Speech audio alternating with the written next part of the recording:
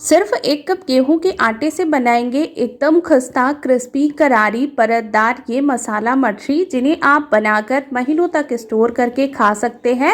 इस होली के सीजन में ज़रूर से बनाइएगा, सभी को ये बहुत पसंद आएंगी। इनको बनाने के लिए लेंगे हम 1 कटोरी गेहूं का आटा। इसके साथ में हम लेंगे आधा कटोरी मैदा। गेहूं का आटा और आधा कटोरी मैदा हमने लिया है। 1 कटोरी गेहूं का आटा, आधा कटोरी मैदा। आप चाहे तो पूरा मैदे से भी बना सकते हैं या फिर आधी आधी क्वांटिटी भी कर सकते हैं। अब हम इसमें डालेंगे 1 चम्मच अजवाइन, आधा चम्मच कुटी हुई लाल मिर्च, आधा चम्मच कलौंजी डालेंगे। इसके साथ में डालेंगे हम टेस्ट के अकॉर्डिंग नमक, 2 चम्मच सफ़ेद तिल डालेंगे। ये जो सारे मसाले हैं ना, इनमें मठरियों का टेस्ट बहुत अच्छा आता है। इसके साथ में हमने 2 चम्मच कसूरी मेथी डाली है। इससे मठरियों का जो स्वाद है बहुत ही ज़्यादा बढ़ जाता है। अब इसमें डालेंगे 4 बड़े चम्मच घी। घी हम जितना बढ़िया से डालेंगे उतनी ही हमारी जो मठरियाँ हैं वो एकदम खस्ता और परतदार बनकर तैयार होंगी। तो हमने यहाँ पे लगभग 4 चम्मच के करीब घी यूज़ किया है। अगर आप घी यूज़ नहीं करना चाहते हैं तो नॉर्मल आप रिफाइंड ऑयल भी यूज़ कर सकते हैं। सभी चीज़ों को हाथों से अच्छे से मिक्स करेंगे। इनको बनाने के लिए इतना मोयन होना चाहिए, जब हम इसकी मुट्ठी बांधें तो ये आटा अच्छे से बंधना चाहिए। इस तरीके से हमने इसे अच्छे से मिक्स कर लिया है। अब इसमें हम थोड़ा थोड़ा पानी डालते हुए इसका डो बनाकर तैयार करेंगे। तो ज़्यादा पानी ना डालिएगा, थोड़ा थोड़ा पानी डालते जाइएगा और आटे को बांधते जाइएगा। इस तरीके से जब हम डो को लगाएंगे तो डो हमारा एकदम परफेक्ट लगेगा और जो ये मठरियाँ हैं वो भी बहुत ही खस्ता क्रिस्पी करारी कुरकुरी बनकर तैयार होंगी। अच्छी बात यह है, इनको आप बनाकर महीनों तक स्टोर करके खा सकते हैं और होली के टाइम में इनको बनाकर रख लीजिएगा और एकदम फ्री हो जाइएगा। तो इस तरीके से हमने इसका बढ़िया से आटा को गूँथ लिया है। लास्ट में हम पानी नहीं लगाएंगे, अच्छे से मसलेंगे और एकदम चिकना बढ़िया सा डो हमारा लगकर तैयार हो जाएगा।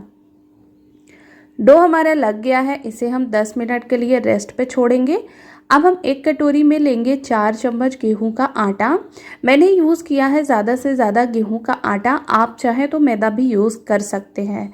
मैंने 4 चम्मच गेहूं का आटा लिया और इसमें 4 से 5 चम्मच हम घी डाल देंगे। मैंने पहले भी बोला है, घी की जगह आप रिफाइंड ऑयल भी यूज़ कर सकते हैं, पर घी का टेस्ट बढ़िया लगता है और बहुत ही खस्ता बनाता है। तो आप के पास जो चॉइस हो आप उसका यूज़ कर सकते हैं। घी डालकर अच्छे से मिक्स करेंगे। यहाँ पे थोड़ी सी हमें घी की क्वांटिटी कम लगी तो हमने 1 चम्मच मेल्टेड घी डाल दिया है और अच्छे से मिक्स कर लेंगे। तो इस तरीके से ये हमारा बढ़िया सा साटा बनकर तैयार हो जाएगा, जिससे हमारी मठरियाँ एकदम परतदार और खस्ता बनकर तैयार होंगी। इस तरीके से साटा हमने बना लिया है। जब तक साटा बनाया, डो भी हमारा अच्छे से रेस्ट कर चुका है। एक बार अच्छे से इसे हम मसल लेंगे इस तरीके से और बस अब हम इसकी लोइयाँ तोड़ लेंगे। जैसे हम नॉर्मल रोटी बनाते हैं बिल्कुल उसी साइज़ की हमें लोइयाँ तोड़कर तैयार करनी है। एक बार में हम कम से कम 4 रोटियाँ बेलकर तैयार करेंगे, तो 4 लोइयाँ हम बना लेंगे बिल्कुल इस साइज़ की। थोड़े से सूखे आटे में इसे हम लपेट लेंगे और फिर हम इन्हें बेलेंगे। ज़्यादा हमें परथन लगाने की ज़रूरत नहीं पड़ेगी, क्योंकि आटे में बढ़िया से मोयन पड़ा हुआ है, तो बिल्कुल भी ये चिपकेगा नहीं। अब जैसे हम रोटी बनाते हैं बिल्कुल उसी साइज़ की हमें इनको बेलकर तैयार करना है। एक बार में हमने 4 रोटियों को बेलकर तैयार कर लिया है इस तरीके से। अब हम 1 रोटी लेंगे और जो हमने साटा लगाया है वो हम बनाया है वो हम 1 चम्मच साटा इसके ऊपर अच्छे से लगाएंगे। इसके ऊपर हम जब साटा अच्छे से लगा देंगे फिर इसके ऊपर थोड़ा सा सूखा आटा लगाएंगे और फिर से हम 1 रोटी रखेंगे। फिर से हम इस रोटी के ऊपर साटा लगाएंगे। ये वाला प्रोसेस हमें 3 रोटियों के ऊपर करना है और लास्ट वाली रोटी है उसके ऊपर हमें नहीं लगाना है। तो इस तरीके से पहले हम साटा लगाएंगे, फिर सूखा आटा और फिर से साटा, फिर से सूखा आटा। इसी प्रोसेस से हम चारों रोटियों को इस तरीके से एक दूसरे के ऊपर अच्छे से सेट कर लेंगे। इसी तरीके से हमारी 4 रोटियों से बहुत सारी एक ही बार में ढेर सारी मछलियाँ बनकर तैयार हो जाती हैं। तो इस तरीके से हमने प्रोसेस किया है, साटा लगाया, फिर सूखा आटा, फिर रोटी रखी। इस तरीके से हमने चारों रोटियों को अच्छे से सेट कर लिया है। अब इसे हम बेलन की मदद से अच्छे से बेलेंगे ताकि ये थोड़ी सी शीट बड़ी हो जाए और पतली हो जाए। इस तरीके से बढ़िया से इनको हमें बेल लेना है, जितना हो सके उतना हम बड़ा करेंगे। तो हमने यहाँ पे खूब इसे बढ़िया से बेल लिया है, काफ़ी बड़ी शीट बनकर तैयार हो गई है। ऊपर की साइड में थोड़ा सा मोटा लगा तो उसे भी अच्छे से बेल लिया है। अब एक किनारे की साइड से इसे हमें इस तरीके से एक साइड से इस तरीके से टाइटली रोल करना है और लास्ट में इसे हमें पानी लगाकर जोड़ना है। पानी ज़रूर से लगाइएगा, अगर आप पानी नहीं लगाएंगे तो जब हम फ्राई करेंगे तो मठरियाँ पूरी वो इनका जो परत है वो अलग अलग हो जाएगा जब हम फ्राई करेंगे। तो पानी लगाकर इसे हम जोड़ देंगे और इस तरीके से रोल बना लेंगे। अब हम नाइफ की मदद से आधे आधे इंच के गैप पे इनको कट कर लेंगे। जितनी बड़ी आपको मठरी चाहिए उस हिसाब से छोटे बड़े पीसेस में कट कर सकते हैं। मैंने यहाँ पे छोटे छोटे पीस ही रखे हैं, बहुत ज़्यादा बड़े नहीं किए हैं, क्योंकि जितना हम इन्हें को पतला और बनाएंगे उतनी ही ये खस्ता और टेस्टी बनती हैं। तो इस तरीके से आप देख सकते हैं 4 रोटियों से कितनी सारी एक ही बैच में बहुत सारी मठरियाँ बनकर तैयार हुई हैं। अब इसमें बहुत सारी लेयर है तो इनको हम इस तरीके से हाथों से सेट करेंगे और इनको हम बेल लेंगे। हल्के हाथों से ही बेलिएगा, बहुत ज़्यादा इनमें वज़न ना रखिएगा। तो इस तरीके से हमने मठरियों को बेल लिया है और आप देख सकते हैं कितनी बढ़िया इसमें लेयर निकल कर आई हैं। इस तरीके से जब आप बनाएंगे तो एकदम बढ़िया परतदार मठरियाँ बनकर तैयार होंगी।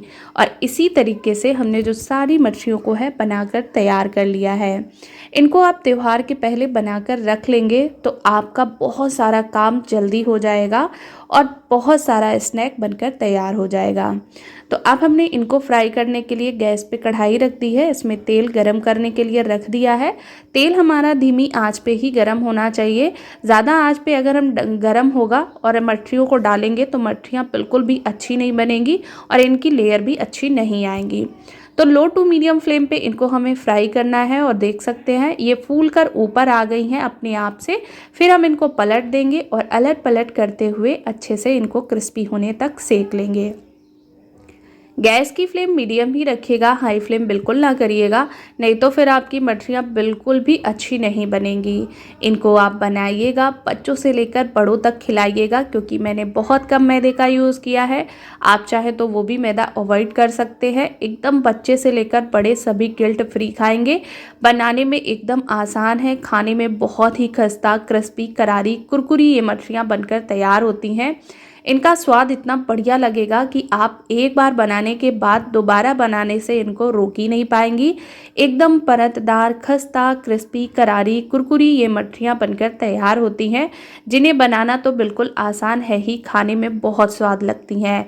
तो दोस्तों, आज की ये टेस्टी मज़ेदार रेसिपी कैसी लगी कमेंट्स करके बताइएगा। अच्छी लगे तो लाइक शेयर करना बिल्कुल ना भूलिएगा। Thank you for watching. Her her Mahadev.